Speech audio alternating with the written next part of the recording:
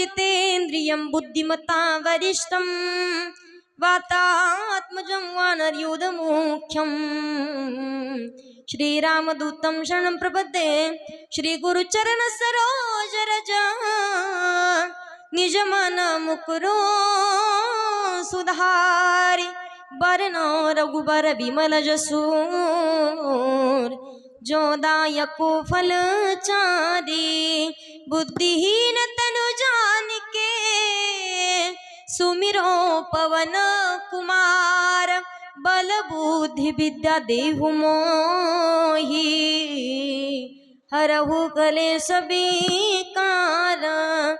जय जय श्री राधारमण जय जय नवल किशोर जय गोपी चित चोर प्रभु जय जय माखन चोर जयांचे केले स्मरण होय सकल विद्यांचे अधिकरण तेची वंदू श्री चरण श्री गुरूंचे ते नमस्कार आता विठ्ठल विठ्ठल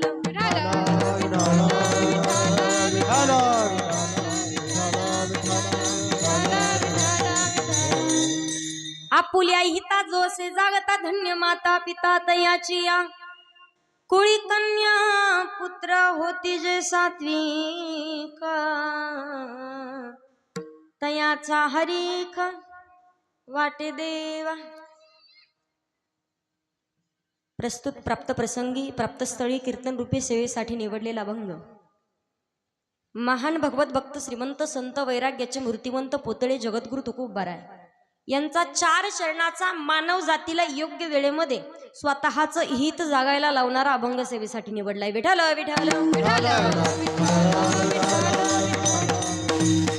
अभंगाकडे वळण्यापूर्वी अल्पसहा परिहार द्यायचा तो म्हणजे असा ब्रह्मांड नायक जगतचालक जगाचा नियंता परमपिता परमेश्वर की ज्या भगवान प्रभूच्या सत्तेने अखिल विश्व चालता वृक्षाचे पाने हाले ज्याची सत्ता। आवाज येतोय ना माझा तुम्हाला बोलणं कळतंय ना कारण मलाच कळना म्हणून विचारलं। आवाज खनकतोय आवाज येतोय राधा अक्का केसरा अक्का मंडा काकू आवाज येतोय का तिकडे कोण ओरडतंय त्यांना शांत बसा म्हणा थोडस। विठ्ठल विठ्ठल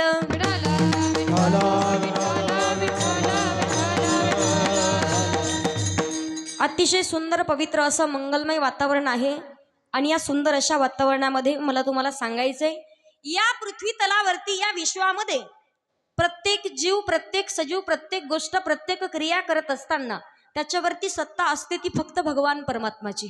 आपण सर्वजण भाग्यवान आहात कीर्तन श्रवणासाठी सर्वांना भेटतंय सगळ्यांनी माझ्याकडे लक्ष द्यायचं शांत बसून कीर्तन श्रवणाचा लाभ घ्यायचा आहे। पहा अतिशय सुंदर पवित्र असं वातावरण आहे सर्वांना ज्ञात आहे माहिती आहे की कोणत्या निमित्तानं कीर्तनाचं आयोजन केलंय।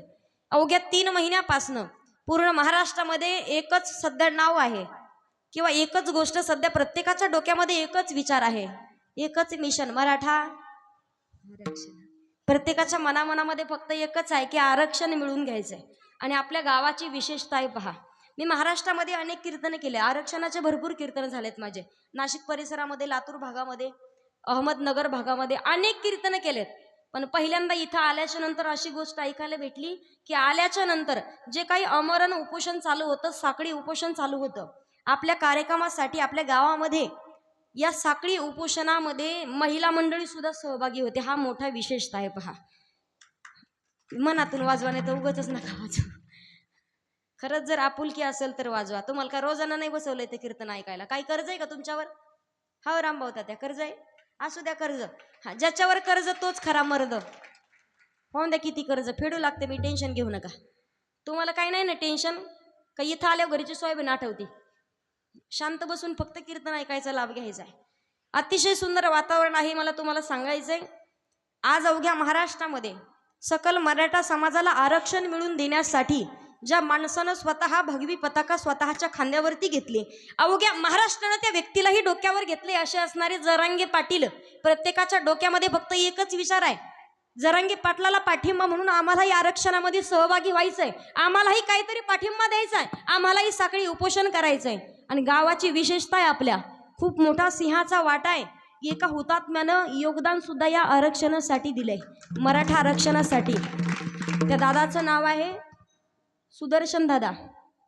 मी तुम्हाला सांगेल पहा स्वतःच्या भावासाठी लढणारे अनेक आहेत बहिणीसाठी भावासाठी घरासाठी प्रपंचासाठी जमिनीसाठी लढणारे अनेक आहेत भावाचे बांधावरून जर भांडण लागले तर 3-3 महिने कोर्टात केस चालते पहा.